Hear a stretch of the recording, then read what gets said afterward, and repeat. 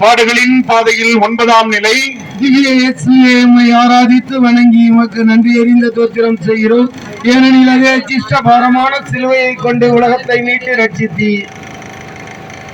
மனிதரால் இயலாதவற்றை கடவுளால் செய்ய இயலும்.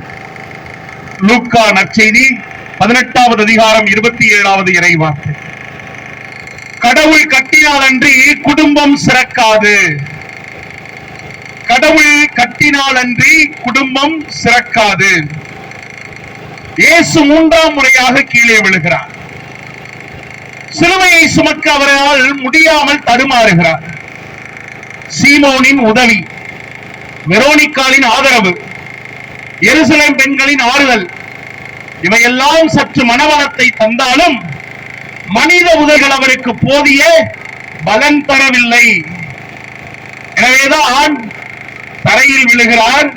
விழுந்தவர் முகத்தை உயர்த்தி பார்க்கிறார், தந்தையை பார்க்கிறார், சக்தி பிறக்கிறது, பயணத்தை தொடருகிறார். மனிதரின் பலம் எல்லாம் தோற்று போகிறது. நம் குடும்பங்களில் இத்தகைய தருணங்கள் வந்துள்ளன அல்லவா? நினைச்சு பாருங்க. பல நேரங்களில் மனித பலத்தால் நடத்திவிட முடியும் என்று நினைத்து தோற்று போய் நிற்போம்.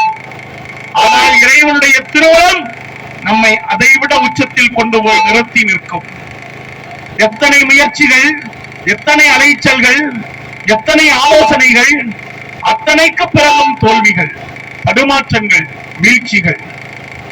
குடும்ப தலைவன் நான், எனக்கு தெரிய என்ன செய்யணும்னு, நான் சொல்வதை செஞ்சா போதும் என மாவட்டிய தந்தை தடுமாறி போகிறார். நான் தான் வீட்டிலேயே இருப்பேன், எனக்கு தான் வீட்டு சூழல் தெரியும், இந்த பிரச்சனைக்கு இதுதான் தீர்வு என்று தீர்க்கமாய் சொன்ன தாயும் தவறி விடுகிறாள். உங்களுக்கெல்லாம் இந்த காலம் தெரியாதியா?